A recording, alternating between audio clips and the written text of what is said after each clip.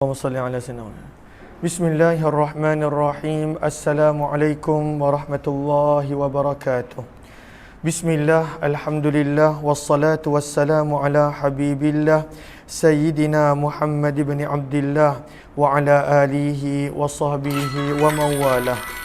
Subhanaka la ilma lana illa ma 'allamtana innaka antal alimul hakim wa la haula wa la quwwah illa billahil aliyyil azim.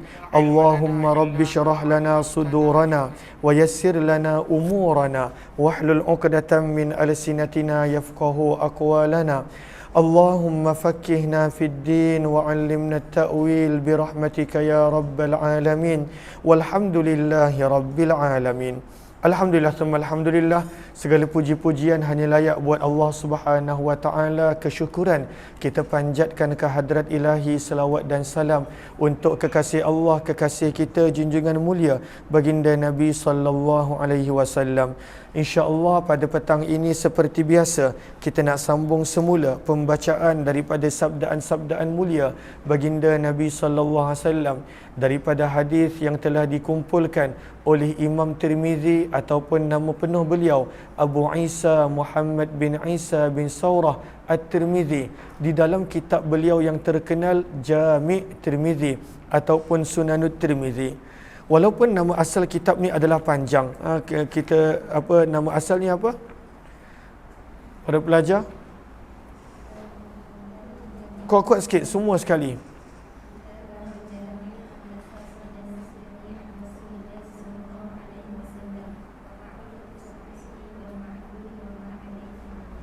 Wa ma alaihil amal. Maka nama asal kitab Sahih Jami' Tirmizi pada waktu itu adalah panjang, namun lebih dikenali dengan nama Jami' Tirmizi ataupun Sunan Tirmizi. Dan kita telah tiba berkenaan, masih lagi berkenaan hadis-hadis tentang penyusuan. Dan kita telah tiba pada bab yang ke-6 daripada bab-bab berkenaan tentang penyusuan, di mana Imam Tirmizi membawakan tajuk babu, bab pada hadis berkenaan ma yuzhibu, apa yang boleh menghilangkan mazimmah, hak dan juga tanggungjawab ar-ridha, wanita yang menyusukan bayi kita. Kalaulah ada seorang wanita tu dia menyusukan bayi kita, walaupun dia dapat upah, walaupun dia dapat allowance dan gaji, tapi Nabi galakkan pada waktu itu untuk memberikan sesuatu. Maka riwayat yang ke-1100, ini bukanlah wajib namun digalakkan. Riwayat 1135, wa bihi ilaihi qala hadatsana Qutaibah qala hadatsana Hatim bin Ismail an Hisham bin Urwah an abihi an Hajjaj bin al-Hajjaj al-Aslami an abihi. Siapa nama ayahnya? Iaitu Hajjaj bin Malik radhiyallahu taala anhu. Maka daripada Hajjaj bin Malik radhiyallahu taala, sesungguhnya beliau telah bertanya kepada Nabi. Maka sahabat ini bertanya, apakah pertanyaannya? Dia berkata, ya Rasulullah, wahai utusan Allah, ma yuzhibu anni, apakah yang boleh menghilangkan daripadaku mazimmah, tanggungjawab dan hak ar-ridha, seorang wanita yang telah menyusukan anakku. Kalaulah ada wanita ni dia telah menyusukan anakku, zaman kita mungkin tak biasa, tapi kalau zaman dulu biasa anak tersebut disusukan oleh wanita lain. Maka sabda Nabi, hak pada waktu itu ghurrah, pada waktu itu berilah kepada wanita ibu susuan tersebut hamba. Abdun sama ada hamba lelaki, au amatun ataupun hamba perempuan. Maka ghurrah itu adalah jawapan, abdun au amatun itu adalah tafsiran dan penjelasan apakah itu ghurrah. Sebab itu kita lihat kepada sahara, apakah maksud mazimmah? Maka pada baris yang kedua, al-haqqul lazim, hak yang melazimi, bisababir radha, dengan sebab ibu susuan itu telah menyusukan akan anak tersebut. Kemudian kita lihat kepada ghurrah, apakah maksud ghurrah? Al-mamluk, hamba. Baris yang keempat, walamma kanatiz zi'ru, maka apabila seorang ibu susuan akhdamat, telah berkhidmat untuk untuk si ayah dan untuk si ibu, dan pada waktu itu yang selayaknya menjadi balasan yang boleh menggugurkan haknya pada waktu itu adalah sama seperti perbuatannya bi an tu'ta, bahawa wanita tersebut diberikan hak mamlukan hamba yang boleh berkhidmat kepadanya. Maka dia telah berkhidmat untuk anak kita, menyusukan anak kita 2 tahun. Maka sebagai ganti dia, walaupun dah bayar gaji dan upah, kalau kita mampu, maka berikanlah hamba yang boleh berkhidmat semula kepada wanita tersebut. Ianya bukanlah wajib, namun ianya pada waktu itu adalah disarankan oleh Nabi SAW. Hadis ini adalah hadis yang hasan sahih beginilah yang telah diriwayatkan oleh Yahya bin Sa'id Al-Qattan, Hatim bin Ismail dan lebih daripada seorang, daripada Hisham bin Urwah, daripada ayahnya, daripada Hajjaj bin Hajjaj, daripada ayahnya. Siapakah nama ayahnya? Hajjaj bin Malik bin Uwaimir. Nama sahabat ini siapa? Tulis di situ, Hajjaj bin Malik bin Uwaimir radhiyallahu anhu, daripada Nabi SAW. Warawa, dan telah meriwayatkan Sufyan bin Uyainah daripada Hisham bin Urwah, daripada ayahnya, daripada Hajjaj bin Abi Hajjaj. Maka ada perbezaan. Hajjaj bin Abi Hajjaj daripada ayahnya, daripada Nabi SAW. Maka kata Imam Tirmizi, dan hadis Ibn Uyainah adalah tidak mahfuz. Was-sahih, dan yang lebih sahih adalah apa yang telah diriwayatkan oleh para ilmuwan ini daripada Hisham bin Urwah, daripada ayahnya. Dan Hisham bin Urwah dikenali juga dengan panggilan Abul Munzir. Wa qad adraka, dan apa Hisham bin Urwah pernah berjumpa dengan Jabir bin Abdullah. Wa qala, berkata Imam Tirmizi, maksud daripada pertanyaan sahabat tersebut, ma yuzhibu anni mazimmatar rada, apakah yang boleh menghilangkan daripadaku hak dan juga tanggungjawab seorang wanita yang menyusukan anakku? Yaqulu, maka maksud daripada ungkapan itu adalah innama ya'ni, beliau maksudkan adalah zimamar rada'ah, hak yang datang apabila ada orang menyusukan anaknya. Wahakiha, dan apakah haknya? Yaqulu, maka dikatakan idza a'taita, apabila kamu memberikan al-murdi'ah kepada ibu susuan, abdan, seorang hamba lelaki atau seorang hamba perempuan, faqad qadaita, maka kamu telah menyempurnakan zimamaha, keseluruhan haknya. Maksudnya boleh je pada waktu itu dah bayar upah cukup, tapi sabda Nabi SAW, kalaulah engkau mampu bagi hamba, maka itu dah menyempurnakan pada waktu itu segala apa jua tanggungjawab dan hak yang pada waktu itu dilakukan oleh ibu susuan dalam menyusukan anak kamu. Bab yang ketujuh, riwayat yang ke-1136. Wa yurwa, dan diriwayatkan daripada Abu Tufail radhiyallahu anhu, beliau berkata, kuntu jalisan, adalah aku pernah duduk bersama dengan Nabi SAW. Tiba-tiba aqbalat imra'ah, telah datanglah seorang wanita. Siapakah nama wanita ini? Yang merupakan ibu susuan Nabi. Gariskan qawata. Qawata baris yang ketiga. Beliau adalah Halimah binti Abi Zu'ib As-Sa'diyah. Maka ibu susuan Nabi datang yang bernama Halimah binti Abi Zu'ib As-Sa'diyah. Maka bila datang sahaja, fabasatan Nabi, Nabi terus pada waktu itu menghamparkan selendang baginda. Maka wanita ini telah duduk di atasnya. Falamma zahabat, maka apabila wanita ini telah berlalu pergi, maka dikatakan, hadhihi, inilah wanita yang pernah menyusukan Nabi SAW. Kita boleh nampak akhlak Nabi dalam melayan ibu susuan Nabi SAW. Bab yang ketujuh, babu maja'a, bab pada hadis yang telah datang fil amati, berkenaan tentang seorang hamba perempuan, wala tu'taqu, yang telah dimerdekakan. Maka ada hamba perempuan, dan hamba perempuan ni tuan dia merdekakan. Dan pada waktu itu walaha zaujun, dia ada suami, dan suami dia pada waktu itu adalah hamba. Maka apa yang boleh dia buat? Maka kata para ulama, berdasarkan pilihan yang Nabi bagi pilihan untuk dia pilih. Sama ada dia kekal nak bersuamikan hamba ataupun pada waktu itu dia nak batalkan pernikahan sebab pada waktu itu dia telah merdeka. Cumanya dalam hadis ni berbeza, adakah suami dia hamba ataupun merdeka? Majoriti para ulama menyebut yang suami ni adalah hamba. Lihat kepada Arafah, maka ini adalah berkenaan tentang tajuk al-ikhtilafu, percanggahan pada ulama. Baris yang kedua daripada bawah Arafah. Fi khiyaril amah, bahawa seorang hamba perempuan akan diberikan pilihan ba'da itqiha, setelah dia merdeka, Dan pada waktu itu dia boleh pilih pada waktu itu adakah dia nak merdeka, nak bebas daripada pernikahan dengan suaminya yang hamba, ataupun pada waktu itu dia nak kekalkan dalam perkahwinan tersebut. Qala al-Hijaziyun, berkata para ulama Hijaz, Imam Syafi'i, Imam Malik dan Imam Ahmad, lau utiqat, kalaulah wanita tersebut yang merupakan hamba dimerdekakan, falahal khiyar, maka pada waktu itu dia akan mendapat khiyar. Walau utiqa, namun kalaulah yang mendapat kemerdekaan bukan isteri, sebaliknya suami, fala khiyara, maka pada waktu itu tidak ada pilihan. Berkata Imam Abu Hanifah, sesungguhnya wanita tersebut mendapat pilihan pada kedua-dua keadaan, sama ada pada keadaan hamba, suaminya hamba ataupun suami dia merdeka. Namun kata para ulama, pilihan hanya ketika mana suaminya adalah hamba. Kalau suami dia merdeka, maka tidak mendapat pilihan. Jom kita lihat hadis riwayat yang ke-1137. Wa bihi ilaihi qala hadatsana Ali bin Hujr qala hadatsana Jarir bin Abdul Hamid an Hisham bin Urwah an Abi Aisyah radhiyallahu anha qalat, daripada Aisyah radhiyallahu taala anha beliau berkata, adalah zauju Barirah, suami kepada Barirah merupakan abdan hamba. Siapakah Barirah? Boleh lihat kepada Sahara. Barirah adalah maulatun, adalah hamba milik Aisyah yang beliau telah merdekakan. Ishtaratha, Aisyah telah membeli Barirah daripada seorang Yahudi, dan kemudian bila Aisyah beli, Aisyah merdekakan. Maka bila Aisyah merdekakan, maka berlakulah peristiwa ini.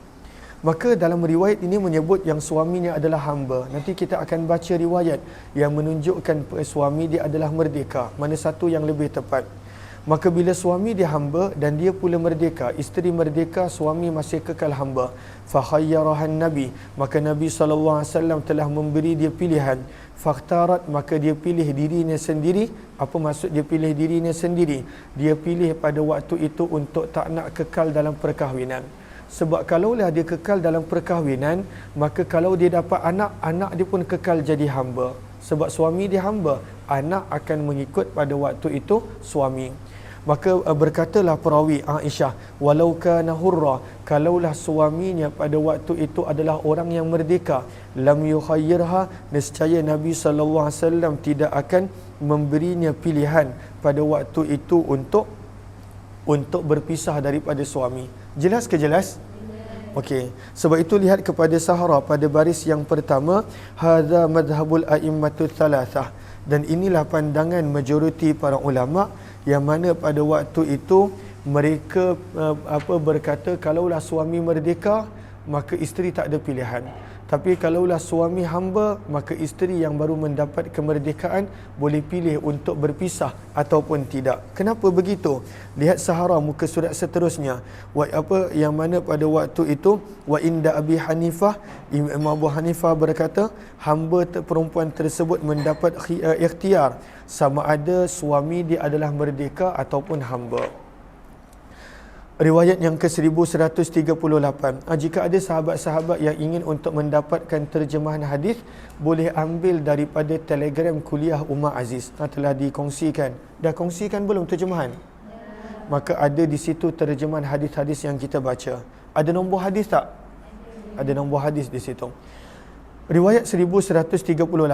Wa bi ilahi qala hadatsana Hannadun qala hadatsana Abu Muawiyah 'anil A'mash an Ibrahim 'anil Aswad an Aisyah radhiyallahu anha qalat. Kata Aisyah radhiyallahu anha adalah suami kepada Barirah hurra. Maka ini riwayat yang menunjukkan suami dia adalah merdeka. Majoriti para ulama menyebut suaminya adalah hamba. Fa khayyaraha, maka Nabi SAW telah memberi dia pilihan.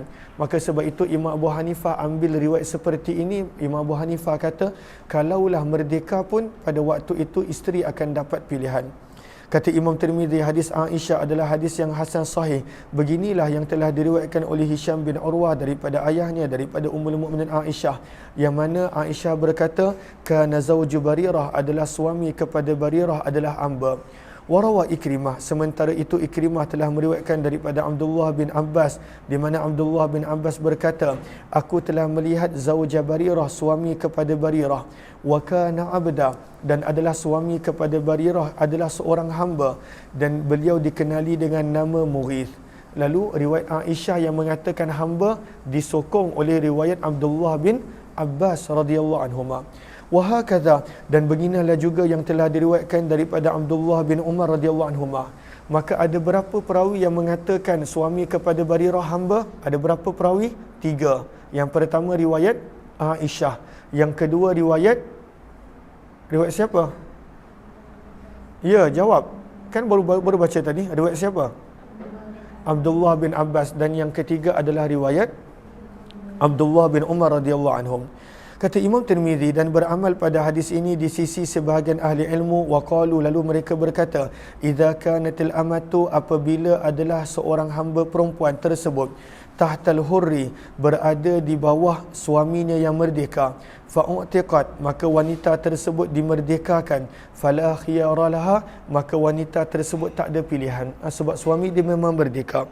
Wa innama yakunu lahal khiyar, dan hanya senya wanita tersebut mendapat pilihan idza utiqat, apabila beliau dimerdekakan dan adalah beliau di bawah suami yang merupakan hamba. Dan ini adalah pandangan Imam Syafi'i, Imam Ahmad dan Ishaq.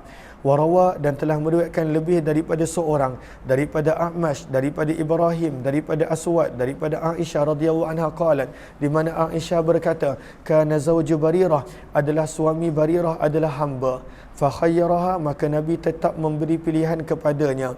Warawa, dan telah meriwayatkan Abu Awana hadis ini daripada A'mash, daripada Ibrahim, daripada Aswad, daripada Aisyah fi qissati, dalam penceritaan berkenaan tentang Barirah. Qala al-Aswad, berkata Aswad, wa kana zawjuha hurra, dan adalah suami kepada Barirah sebenarnya merdeka.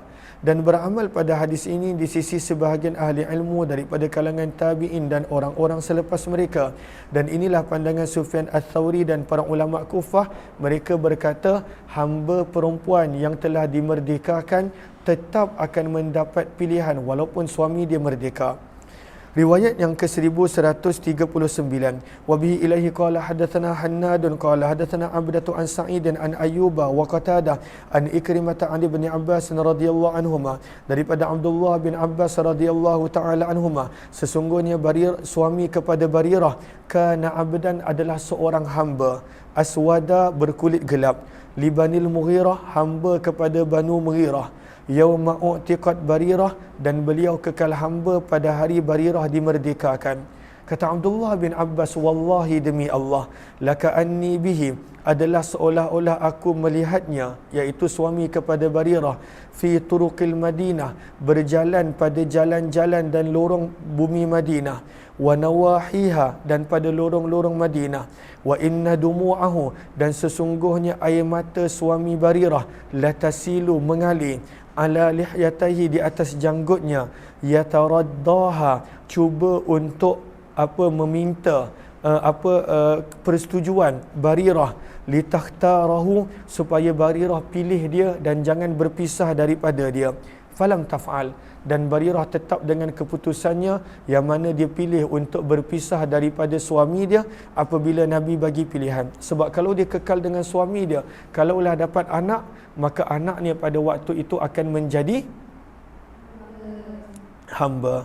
Hadis ini adalah hadis yang hasan sahih, dan Sa'id bin Abi Arubah, nama penuh beliau adalah Sa'id bin Mihran, dan beliau dikenali juga dengan gelaran Abu Nadar. Bab yang ke-8, babu maja'a, bab pada hadis yang telah datang berkenaan annal walada, bahawa anak pada waktu itu adalah lil firash, milik kepada tuan dan suami. Anak adalah milik kepada tuan dan suami. Apa maksud dia? Kalaulah ada hamba perempuan yang pada waktu itu berzina dengan orang yang lain, maka datang anak, maka bukan orang yang zina tu dapat anak tersebut, tetap tuan kepada hamba perempuan tersebut yang mendapat anak tersebut.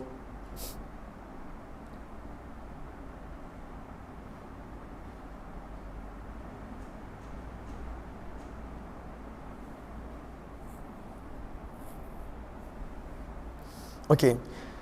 Sebenarnya tajuk al-waladul lil firash pada waktu itu sangat besar, bukan sekadar untuk hamba, untuk suami isteri punya. Tapi itu perbincangan yang panjang lebar, ada diterangkan di dalam fiqh. Riwayat yang ke-1140. Wa bihi ilahi qala hadatsana Ahmad bin Mani, Lil firash maksudnya pemilik, pemilik wanita tadi. Al-walad, anak akan menjadi anak kepada pemilik, pemilik wanita tadi, sama ada tuannya ataupun suami dia.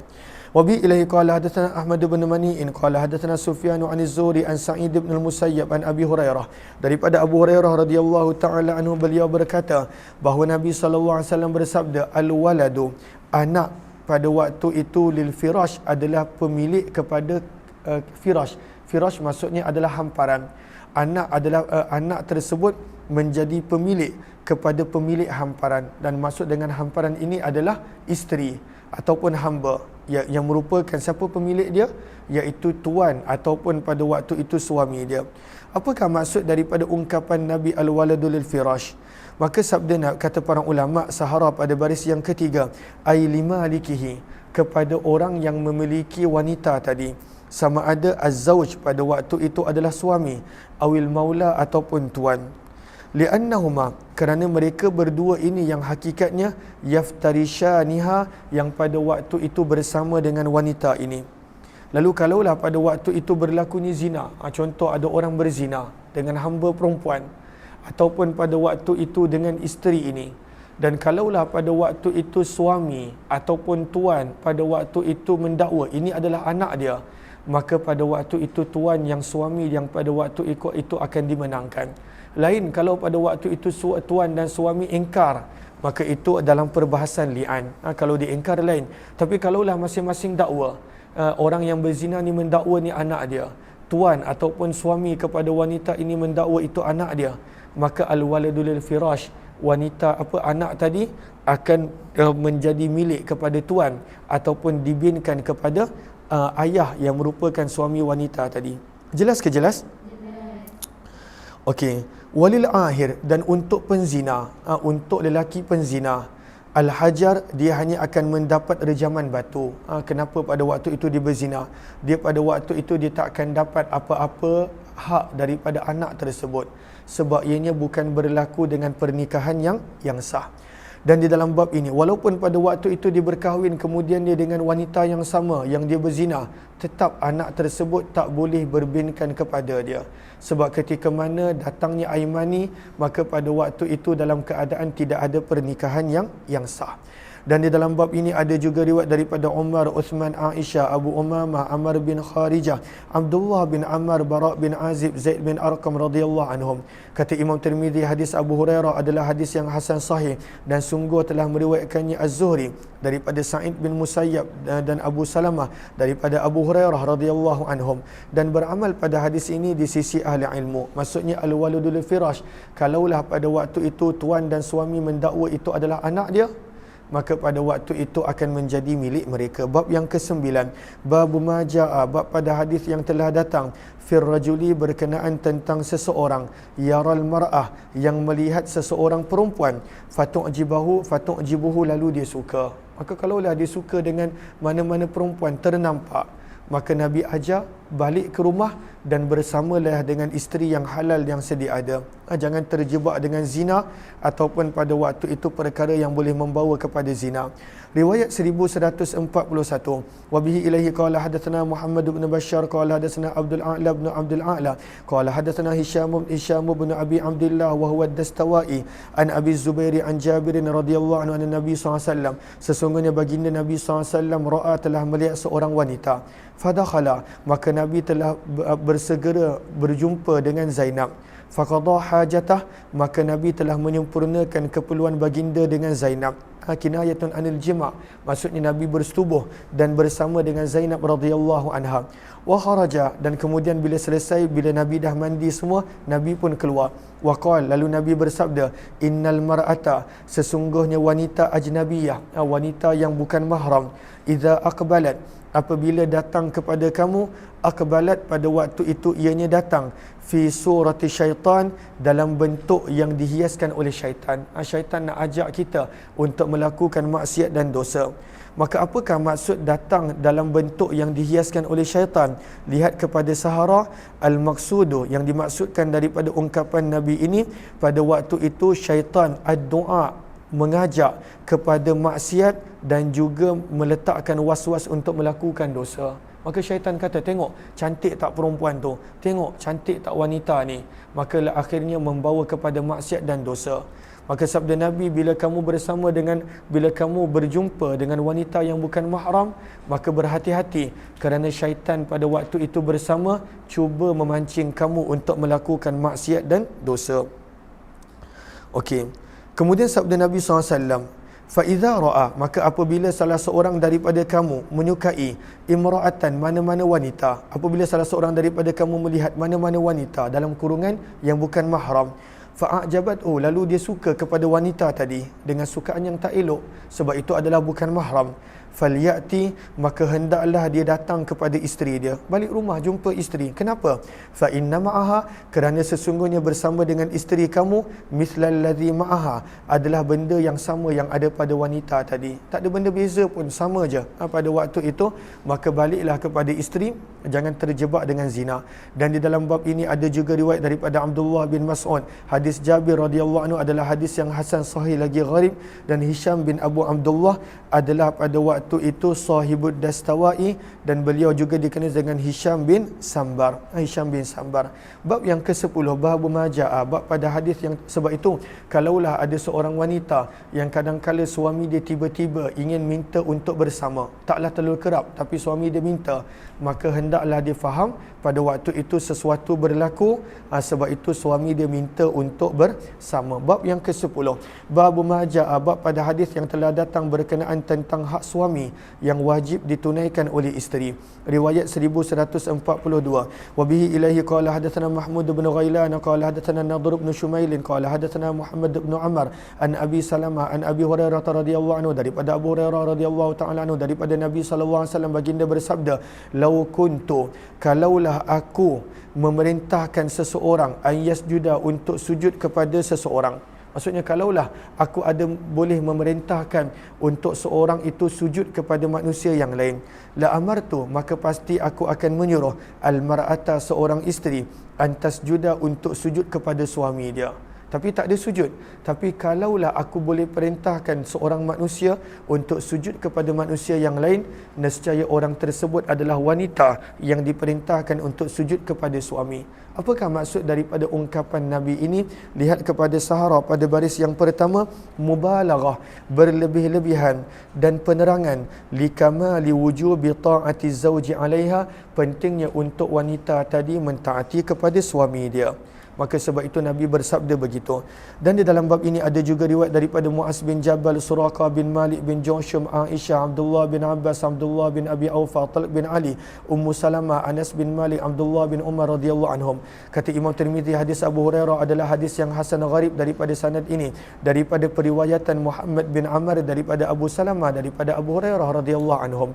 Riwayat 1143. Wa bihi ilahi qala hadatsana Hannadun qala hadatsana Mulazim bin Amr qala hadatsani Abdullah bin Badr an Qais bin Talq an abihi Talq bin Ali radhiyallahu anhu qala, berkata Talq bin Ali bahawa Nabi sallallahu alaihi wasallam telah bersabda, idzar rajulu, apabila seorang suami da'a, memanggil zaujatahu, isterinya, lihajatihi, untuk menunaikan keperluan suami, falta'tihi, maka hendaklah si isteri tadi datang kepada suaminya, wa in kanat, walaupun pada waktu itu beliau berada ala tanur, di atas oven. Bukan maksudnya duduk atas oven. Tanur maksudnya dapur. Maksudnya walaupun dia sedang memasak, tapi kalaulah suami dia datang, tinggalkan dan datang kepada suami. Lihat kepada Sahara pada baris yang kedua. Wa in kanat, bermaksud dengan ketika mana berada di dapur, nak menggambarkan walaupun pada waktu itu isteri sedang masyghulah, sibuk, bisyughlin daruri, dengan kesibukan yang pada waktu itu penting. Contohnya pada waktu itu kalaulah dia menyahut panggilan suami dia, maka yudhi'u bihil mal, ada pembaziran berlaku. Contohnya pada waktu itu roti yang dimasak akan rosak dan sebagainya. Tapi kalaulah suami idza da'aha fi hadil halah, memanggilnya pada waktu seperti ini, maka pada waktu itu hendaklah dia memenuhi permintaan suami.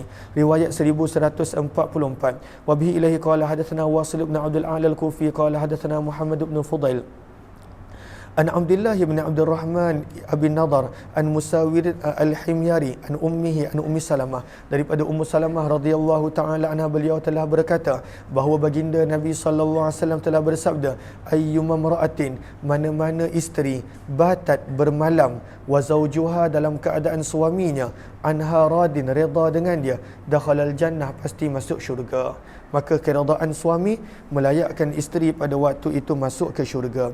Berkata Imam Tirmizi, hadis ini adalah hadis yang hasan gharib.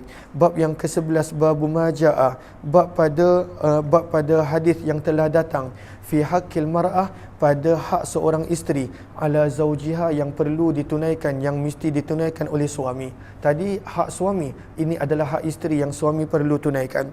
Riwayat 1145, wa bihi ilaihi qala hadatsana Abu Quraib bin Muhammad bin al-Ala'i qala hadatsana Abdah bin Sulaiman an Muhammad bin Amr qala hadatsana Abu Salamah an Abi Hurairah radhiyallahu taala anhu qala, daripada Abu Hurairah radhiyallahu taala anhu, beliau berkata bahawa baginda Nabi sallallahu alaihi wasallam telah bersabda, akmalul mu'minina imana, kesempurnaan iman yang paling sempurna bagi seseorang itu adalah ahsanuhum akhlaqa, apabila paling sempurna akhlak dia. Lalu iman ni benda yang tak nampak.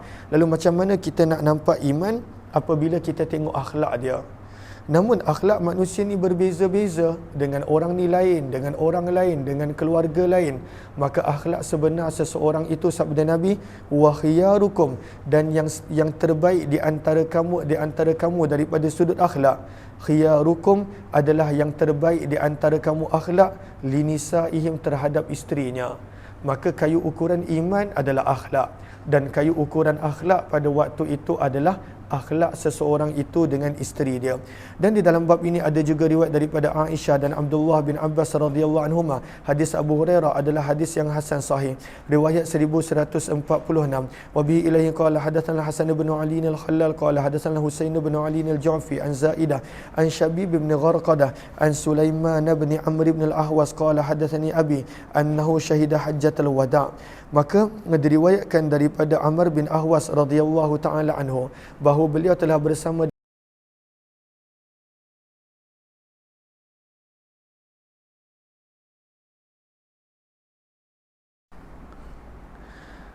fahamidallah, maka pada waktu itu baginda Nabi sallallahu alaihi wasallam telah memuji Allah, wa athna alaih, dan telah memperbanyakkan pujian kepada Allah, wa dzakkara, dan telah memberi peringatan, wa wa'adha, dan baginda telah memberi nasihat. Fadzakara, maka baginda Nabi sallallahu alaihi wasallam, fadzakara, maka perawi telah menyebutkan di dalam hadis yang panjang kisah, sebuah kisah yang mana tak disebut kisah tersebut. Faqala, maka Nabi sallallahu alaihi wasallam telah bersabda, ala, ketahuilah, wastausu. Apakah maksud wastausu? Lihat kepada Sahara pada baris yang keempat. Al-istisqa bermaksud qabulul wasiyah, terimalah pesanan. Maka sabda Nabi, ala, ketahuilah, wastausu, terimalah kamu akan pesanan daripadaku, bin nisa, dengan wanita-wanita, dengan isteri-isteri, khaira, berlaku baiklah kepada mereka. Kemudian sabda Nabi, fa innama, maka bahawasanya, hunna, para isteri kamu, awanin indakum, adalah seperti tawanan di sisi kamu. Apakah maksud tawanan? Bukanlah bermaksud pada waktu itu makna yang tak baik. Maksudnya isteri ni tak boleh buat apa-apa, tinggal di rumah, ataupun pada waktu itu nak pergi ke mana-mana minta izin. Maka isteri adalah seperti tawanan di sisi kamu daripada sudut keadaan dan situasi mereka yang perlu untuk mentaati kamu, wahai para suami. Laisa tamliku, namun sabda Nabi terangkan tawanan yang bagaimana. Laisa tamliku minhunna syai'a, tidaklah kamu memiliki daripada mereka sesuatu apapun selain daripada itu, illa, kecuali, ayatina, apabila isteri melakukan bifahishatin mubayyinah, perbuatan yang jelas keji. Fa in fa'alna, maka apabila isteri melakukan perbuatan yang jelas keji, maksudnya jelas, pada waktu tu kita nampak dengan bukti, bukanlah sekadar sangka-sangka. Ada juga suami yang pada waktu itu bersangka-sangka, maka itu tidak boleh. Tapi kalaulah telah jelas isteri melakukan perbuatan keji, sabda Nabi, fahjuruhunna, maka tinggalkanlah mereka, fil madaji', di tempat tidur mereka bersendirian, jangan tidur dengan mereka. wadribuhunna, dan pukullah mereka dengan pukulan ghaira mubarrih, yang tidak menyakitkan. Fa in ata'nakum, maka jika para isteri kembali mentaati kamu, fala tabghu, maka janganlah kamu mencari alaihinna, untuk menyakitkan mereka, sabilan, sebarang hilah dan jalan. Ala, ketahuilah, sesungguhnya untuk kamu, ala nisaikum, ke atas isteri-isteri kamu, haqqa, adanya hak dan tanggungjawab. Walinisaikum, dan sesungguhnya untuk isteri-isteri kamu, alaikum, ke atas kamu, adanya hak dan tanggungjawab. Fa amma haqqukum, maka adapun tanggungjawab kamu, ala nisaikum, yang perlu ditunaikan ke atas isteri kamu, yang perlu isteri kamu tunaikan, fala yuta'anna, maka fala yuwatti'anna, maka tidak boleh pada waktu itu berhubung, furushakum, dengan isteri-isteri kamu, man, orang yang takrahun, kamu tak suka. Yuwatta' maksudnya berhubung ataupun masuk. Cumanya masuk nanti datang pada riwayat berikut, maksudnya berhubung. Maka kalaulah isteri kata, abang tak suka berhubung dengan orang ni, maka kalaulah orang tu bukanlah keluarga dan sebagainya, dan suami ada sebab berkata begitu, maka isteri janganlah berhubung dengan orang-orang yang suami tidak suka. Maka ini adalah hak suami yang isteri perlu tunaikan. Wala ya'dhanna, dan janganlah mengizinkan, fi buyutikum, pada rumah-rumah kamu, untuk masuk, liman takrahun, orang yang kamu tak suka, yang suami tak suka. Ala, ketahuilah, wa haqquhunna, dan hak mereka pula, alaikum, yang perlu kamu wahai suami tunaikan, antusinu, hendaklah kamu berlaku baik kepada mereka, fi kiswatihinna, pada pemakaian mereka, wa ta'amihinna, dan juga pemakanan mereka. Maksudnya jaga nafkah mereka. Jaga nafkah isteri, itu tanggungjawab suami. Isteri jaga pada waktu itu maruah suami, maka itu adalah tanggungjawab isteri. Jelas ke jelas? Kata Imam Tirmizi, hadis ini adalah hadis yang hasan sahih, dan makna daripada ucapan Nabi, awanin indakum, bermaksud yakni asra, seolah seperti tawanan yang berada di bawah pemilikan kamu. Bab yang ke-12, bab maja'a, bab pada hadis yang telah datang, fi karahiyati, pada makruhnya mendatangi isteri daripada punggung mereka, daripada dubur. Pada waktu itu adalah haram bahkan. Lihat kepada Arafah, Allahumma salli ala Sayyidina Muhammad. Lihat kepada Arafah, maka al-ilaju fid dubur, memasukkan suami memasukkan kemaluan daripada punggung, wa huwa haram, ianya adalah haram, bi ijma'il ummah, dengan kesepakatan keseluruhan para ulama. La yushaddu anhum syadh, tidak ada yang mengatakan boleh. Maka tidak boleh mendatangi isteri daripada dubur, daripada punggung, daripada lubang punggung, ianya adalah haram. Riwayat 1147. Wa bi ilaihi qala hadatsana Ahmad bin Mani wa Hannadun qala hadatsana Abu Muawiyah an Asim bin al-Ahwal an Isa bin Hittan an Muslim bin Sallam an Ali bin Talq radhiyallahu anhum. Daripada Ali bin Talq radhiyallahu taala anhu, beliau berkata, ata a'rabiyyun, telah datang seorang Arab Badui, Arab kampung, kepada Nabi SAW, lalu berkata, ya Rasulullah, wahai utusan Allah, ar-rajulu minna, ada seorang di antara kami, yakunu fil falah, yang berada di padang pasir, fatakunu, maka adalah daripadanya ar-ruwayah, kentut yang kecil. Pada waktu tu dia cuba nak bagi alasan, kalaulah kentut sikit je, adakah ada wuduk? Bagi sangkaan dia, kalaulah kentut banyak baru ada wuduk. Kalau ruwaihah, kentut yang sikit, sepatutnya pada waktu itu tak ada wuduk. Sebab itu gariskan sahara pada baris yang ketiga, tasghirur raihah. Ghardus sa'il, tujuan daripada Arab Badui ini bertanya adalah, yang bagi sepatutnya ianya tidak membatalkan wuduk kalaulah kentut sikit. Kalaulah kentut pot, itu wuduk batal. Tapi kalaulah kentut sikit je Nabi, adakah batal wuduk? Dia cuba tanya kepada Nabi.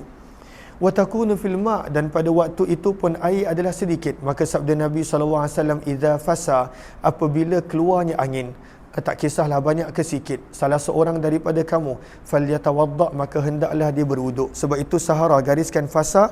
Apakah maksud fasa? Rihum minad dubur yakhruju bila saut, kalaulah keluar angin tanpa bunyi pun tetap batal wuduk. Wala ta'tu sabda Nabi, dan janganlah kamu mendatangi isteri-isteri kamu fi a'jazihinna, daripada punggung mereka, kerana sesungguhnya Allah tidak malu daripada mengatakan yang benar. Dan dalam bab ini ada juga riwayat daripada, lalu begitu juga bila kita baca hadis, bila kita baca fiqh, dan kadang-kala datang perkataan seperti ini, dia tak boleh malu. Pada waktu itu dia kena sampaikan.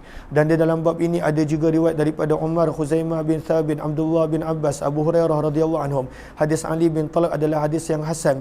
Kata Imam Tirmizi, sami'tu Muhammad, aku telah mendengar Muhammad bin Ismail al-Bukhari berkata, la a'rifu, aku tidak mengetahui bagi Ali bin Talq daripada Nabi SAW kecuali hanya hadis ini, al-wahid, satu-satunya. Wala a'rifu, dan aku tidak mengetahui hadis ini daripada hadis Talq bin Ali As-Suhaimi radhiyallahu anhum. Wa ka'annahu, seolah-olah Imam Bukhari berpandangan bahawa ada seorang lelaki lain daripada kalangan sahabat Nabi yang pada waktu itu meriwayatkan hadis ini, dan namanya juga adalah Talq bin Ali. Warawa, dan telah meriwayatkan Waqi' hadis ini.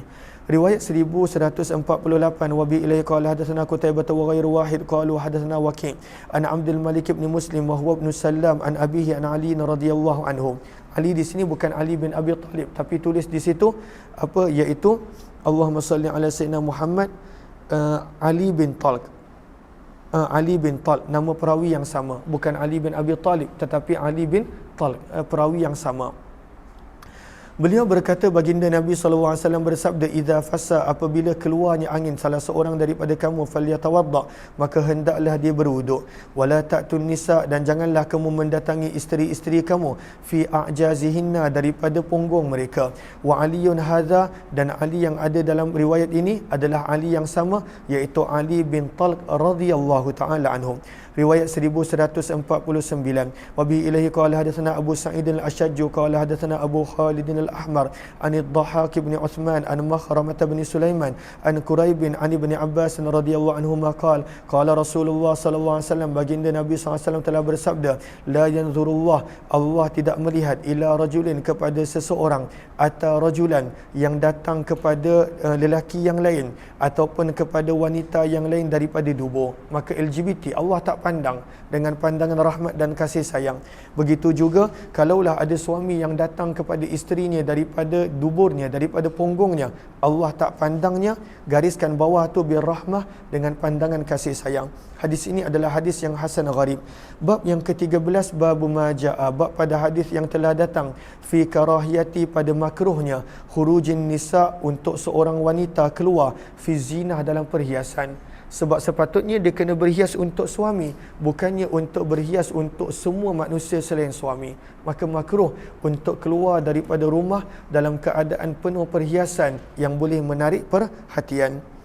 Maka lihat kepada riwayat 1150. Wa bihi ilaihi qala hadatsana Ali bin Khashram qala hadatsana Isa bin Yunus an Musa bin Ubaidah an Ayyub bin Khalid an Maimunah binti Sa'd wa kanat khadimah lin Nabi sallallahu alaihi wasallam, daripada Maimunah, anak perempuan kepada Sa'ad, dan beliau merupakan hamba perempuan yang telah berkhidmat kepada baginda Nabi sallallahu alaihi wasallam.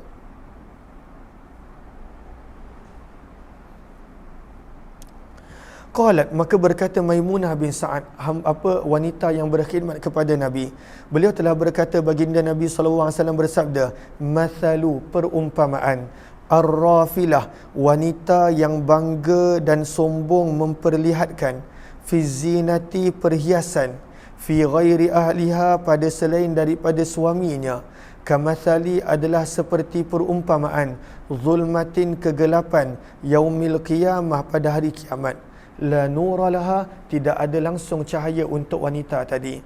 Apakah ar-rafilah? Lihat kepada Sahara.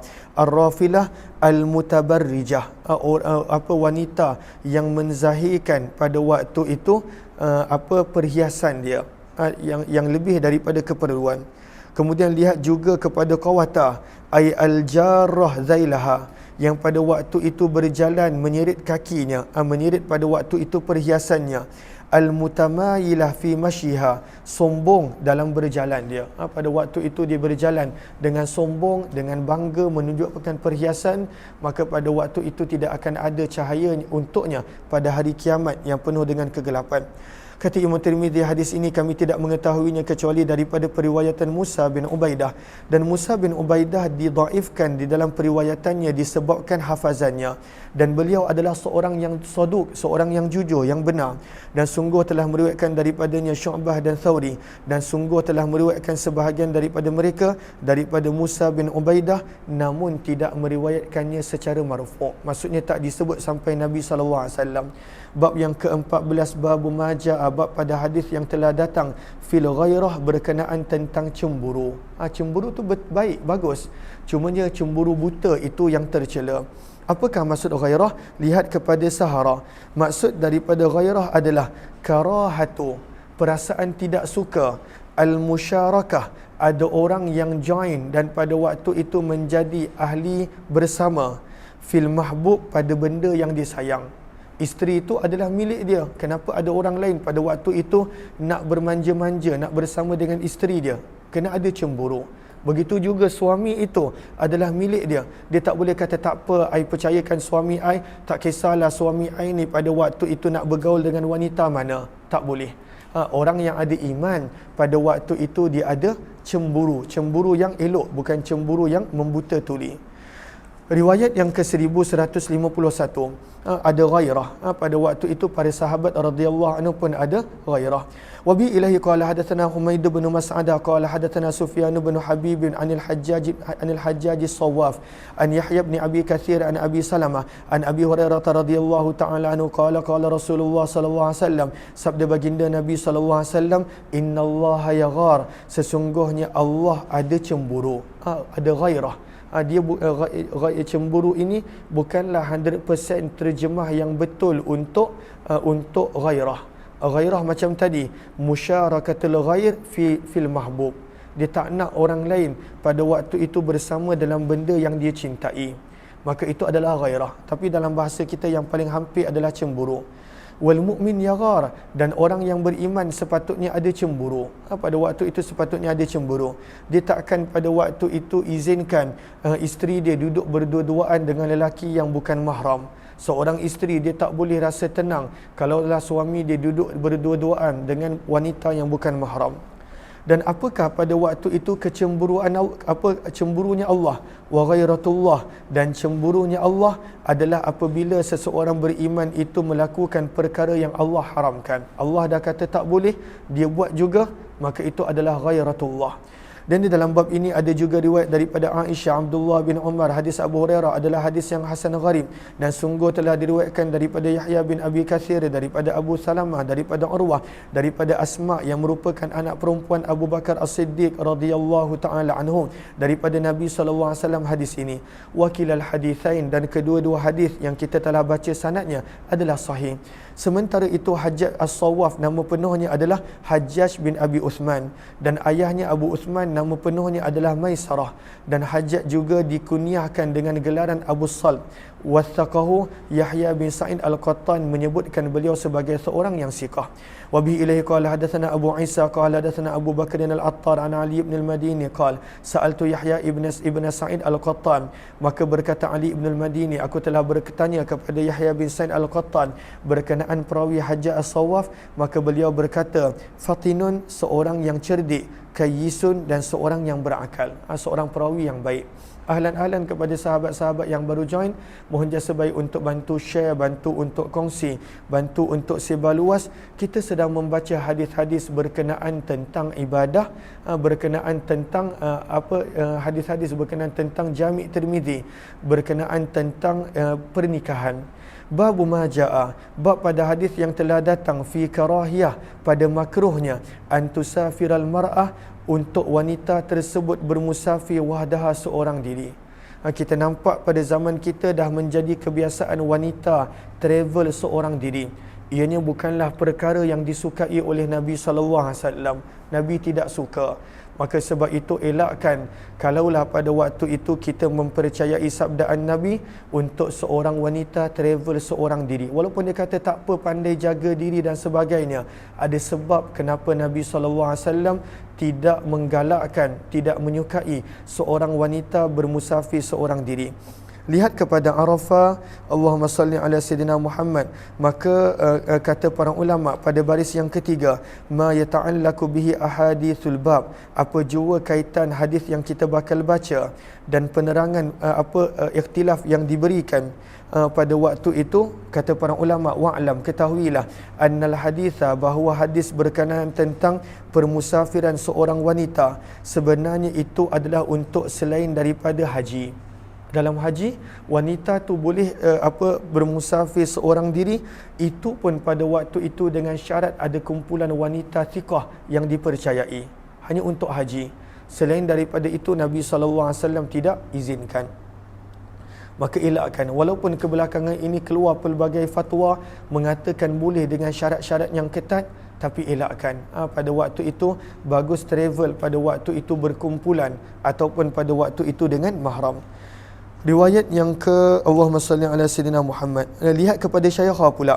Maka pada baris yang pertama, maka berkenaan tentang wanita yang bermusafir seorang diri, ada sebahagian riwayat menyebut 3 hari, wa fil ba'di ada menyebut 2 hari, dan ada yang menyebut pada waktu itu sehari. Jom kita lihat.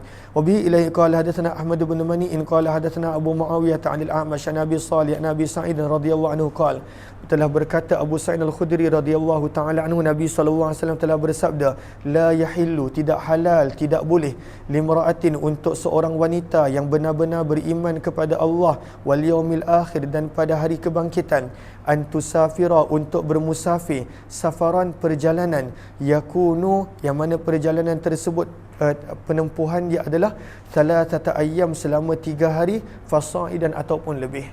Kalaulah perjalanan itu pada waktu itu jaraknya 3 hari ataupun lebih, ataupun pemergiannya 3 hari ataupun lebih, kalaulah seseorang itu dia benar-benar beriman kepada Allah dan hari kebangkitan, dia tak akan bermusafir seorang diri, illa, kecuali, wa ma'aha, bersama dengannya, abuha, adanya ayahnya ataupun abangnya ataupun suaminya ataupun anak lelakinya, auzu mahramin minha, ataupun pada waktu itu mahram dia. Wa fil babi, dan di dalam bab ini ada juga riwayat daripada Abu Hurairah dan Abdullah bin Abbas serta Abdullah bin Umar radhiyallahu anhum. Hadis ini adalah hadis yang hasan sahih dan diriwayatkan daripada Nabi SAW, di mana baginda bersabda, la tusafir, janganlah bermusafir seorang wanita perjalanan selama sehari semalam kecuali bersama dengannya ada mahramnya. Dan beramal pada hadis ini di sisi ahli ilmu, yakrahun, mereka mengatakan makruh untuk seorang wanita bermusafir kecuali bersama dengan zi mahramnya. Waqtalafa, dan telah berbeza pendapat ahli ilmu, fil mar'ati, berkenaan tentang wanita, idza kanat musirah, apabila dia kaya namun pada waktu itu dia tidak memiliki seorang pun mahram. Hal tahuj, boleh tak wanita bermusafir haji? Dia punya persoalan, dia haji. Selain daripada haji, jawapannya adalah sama. Lalu boleh tak dia nak pergi musafir haji seorang diri bersama dengan kumpulan wanita yang lain? Faqala ba'du ahli ilmi, maka telah memberi jawapan sebahagian ahli ilmu, la yajibu alaiha al-hajj, kalaulah dia tidak ada mahram maka tidak wajib ke atasnya haji. Li'annal mahram, kerana adanya mahram, minas sabil, termasuk daripada keperluan haji. As-sabil illa man istata'a ilaihi sabila, maka sabil, keperluan haji, termasuk pada waktu itu memiliki mahram untuk wanita. Seperti mana firman Allah, man istata'a ilaihi sabila, haji hanya wajib ke atas orang yang mampu untuk sampai kepadanya. Faqalu, maka mereka berkata, idza lam yakun laha mahram, apabila seseorang itu tidak memiliki mahram, falam tastati ilaihi sabila, maka seolah-olah dia tergolong di kalangan orang yang tidak mampu. Dan inilah pandangan Sufyan Ats-Tsauri dan para ulama Kufah. Berkata sebahagian daripada ahli ilmu pula, idza kana at-tariqu amina, apabila perjalanan untuk menunaikan haji adalah aman, fa innaha, maka sesungguhnya wanita tersebut boleh keluar bersama dengan manusia yang lain untuk menunaikan haji. Boleh. Dan inilah pandangan Imam Malik bin Anas dan Imam Syafi'i rahimahullah. Riwayat 1153. Wa bi ilaihi qala Hasan bin Ali al-Khallal qala hadatsana Bishr bin Umar qala hadatsana Malik bin Anas an Sa'id bin Abi Sa'id an abihi an Abi Hurairah radhiyallahu ta'ala anhu qala Rasulullah SAW, sabda Nabi, la tusafirul mar'atu, janganlah seorang wanita bermusafir, tempoh permusafir musafiran sehari semalam illa wa ma'aha, kecuali bersama dengan dia hendaklah ada mahram. Hadis ini adalah hadis yang hasan sahih. Bab yang ke-16, bab majaa, bab pada hadis yang telah datang berkenaan makruh dan tak boleh ad-dukhul untuk seorang lelaki alal mughibat, masuk berjumpa dengan wanita yang tinggal bersendirian. Tak boleh pada waktu itu, atas alasan nak tolong ke, nak bantu ke, nak teman ke, nak apa ke, tak boleh. Bila wanita itu tinggal seorang diri, maka pada waktu itu jawapannya adalah tidak boleh pada waktu itu memasuki rumah wanita yang tinggal seorang diri. Al-mughibat. Apakah maksud al-mughibat? Iaitu wanita yang suami dia keluar bermusafir dan dia tinggal bersendirian. Riwayat 1154. Wa bi ilaihi qala hadatsana Qutaibah qala hadatsana Al-Laitsu an Yazid bin Abi Habib an Abil Khair an Uqbah bin Amir radhiyallahu anhu anna Rasulullah sallallahu alaihi wasallam qala, sesungguhnya baginda Nabi sallallahu alaihi wasallam bersabda, iyyakum, menjauhlah kamu, wad-dukhul, daripada memasuki, ala nisa, kepada wanita-wanita yang dalam kurungan yang tinggal bersendirian, yang suami dia keluar bermusafir. Maka telah berkata seorang lelaki daripada Ansar, ya Rasulullah, wahai utusan Allah, afara'aita, ay akhbirni, maklumkanlah daku, kalaulah pada waktu itu al-hamwa, bagaimana kalau wanita itu tinggal bersama dengan pada waktu itu abang ipar dia. Pada waktu itu abang ipar dia, hanya ada dia dengan abang ipar, kakak dia tak ada. Maka sabda Nabi itu lagi bahaya.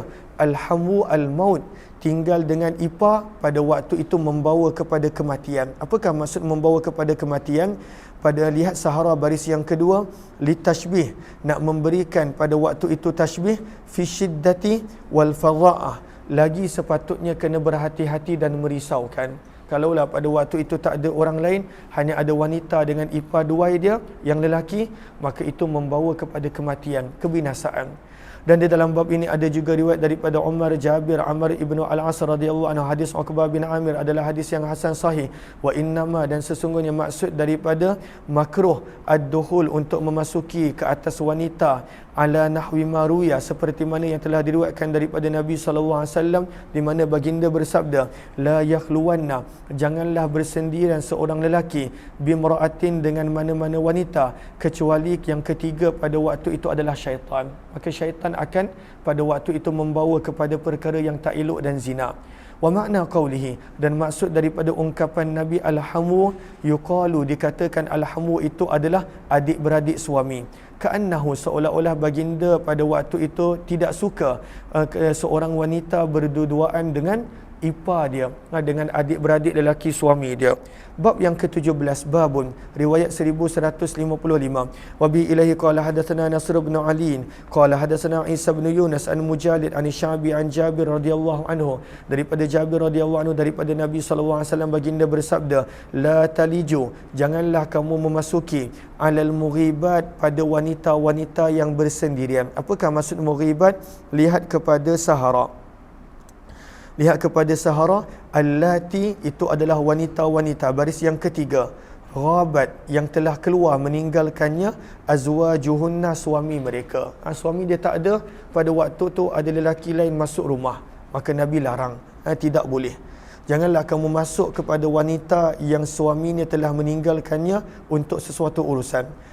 Nabi ingatkan, fa inna syaitan, kerana sesungguhnya syaitan, yajri, mengalir, min ahadikum, dalam diri salah seorang daripada kamu, seperti mana darahnya mengalir. Cepatnya syaitan pada waktu itu menarik kamu kepada dosa dan maksiat. Kulna, maka kami para sahabat bertanya, wa minka, adakah tuan pun pada waktu itu ada syaitan?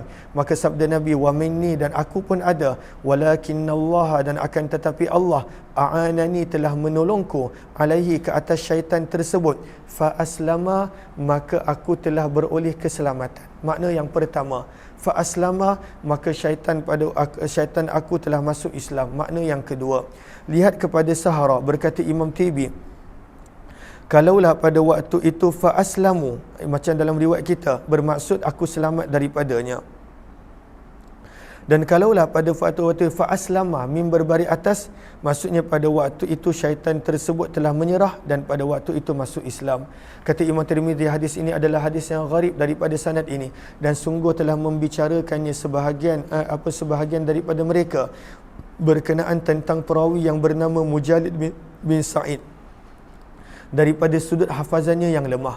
Wasami'tu, kata Imam Tirmizi, aku telah mendengar Ali bin Khashram berkata, Sufyan bin Uyainah telah berkata berkenaan tentang penerangan maksud sabda Nabi, walakinallaha, dan akan tetapi Allah, a'anani, menolongku, alaihi, ke atas syaitan tersebut, fa aslamu, yakni kata Sufyan bin Uyainah, fa aslamu ana minhu, aku menjadi selamat daripada gangguan syaitan tersebut. Berkata Sufyan, fasyaitanu, adapun syaitan, la yuslim, tidak akan pernah masuk Islam.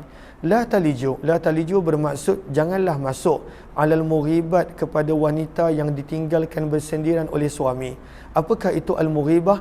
Al-mar'atul lati, adalah wanita yang yakunu zawjuha, adalah suaminya, ghaiban, tidak ada di rumah.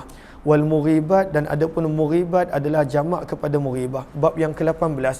Wa bi ilahi qala hadatsana Muhammad bin Bashar qala hadatsana Amr bin Asim qala hadatsana Hammam an Qatadah an Muwarriq an Abil Ahwas an Abdullah an Nabi sallallahu alaihi wasallam qala, daripada Nabi sallallahu alaihi wasallam baginda bersabda, al mar'atu aurah, wanita itu adalah aurat. Maksudnya pada waktu itu jangan dilihat.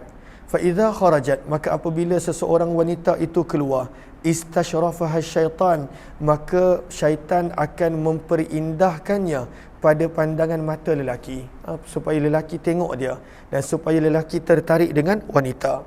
Maka sebab itu lihat kepada sahara, ayyanzuru ilaiha, supaya lelaki boleh tengok kepada wanita ini, liyuwiyaha, supaya syaitan boleh menyesatkan lelaki, li'annaha habailu syaitan, kerana syaitan suka menjadikan wanita sebagai daya tarik untuk dia mengajak lelaki kepada maksiat. Hadis ini adalah hadis yang hasan sahih lagi gharib. Bab yang ke-19. Wa bi ilaihi qala Hasan bin Arafah qala hadatsana Ismail bin Ayyash an Bahir bin Sa'd an Khalid bin Ma'dan an Katsir bin Murrah al-Hadrami an Muadz bin Jabal radhiyallahu anhu, daripada Muaz bin Jabal radhiyallahu ta'ala anhu, daripada Nabi sallallahu alaihi wasallam baginda bersabda, la tu'zi imra'atun zawjaha, janganlah menyakiti seorang isteri akan suaminya di dunia, kecuali akan berkata isteri suaminya di syurga daripada kalangan bidadari. Al-hur bermaksud bidadari, al-ain yang bermata besar. La tu'zih, janganlah kamu menyakiti lelaki tersebut. Qatalakillah, semoga Allah membinasakan kamu. Fa innama huwa indaki dakhil, maka sesungguhnya suami itu di sisi kamu hanyalah sementara sebagai tetamu. Yushiku, amat hampir, an yufariqaki, yang suami kamu akan berpisah dengan kamu, ilaina, lalu datang kepada kami. Hadis ini adalah hadis yang gharib, kami tidak mengetahuinya kecuali daripada sanad ini, dan periwayatan Ismail bin Ayyas daripada ulama Syam adalah aslah, lebih elok. Walahu, dan baginya daripada para ulama Hijaz dan ulama Iraq adalah kebanyakannya hadis-hadis yang mungkar, riwayat yang ditolak. Bab yang ke-13, tajuk yang besar berkenaan tentang talak, li'an, yang mana sabit daripada Nabi SAW. Bab yang pertama, apa yang telah datang berkenaan tentang talakus sunnah. Yang ini insya-Allah kita akan baca kemudian insya-Allah. Terima kasih kepada sahabat-sahabat semua. Kita jumpa lagi.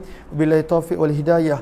Assalamualaikum warahmatullahi wabarakatuh.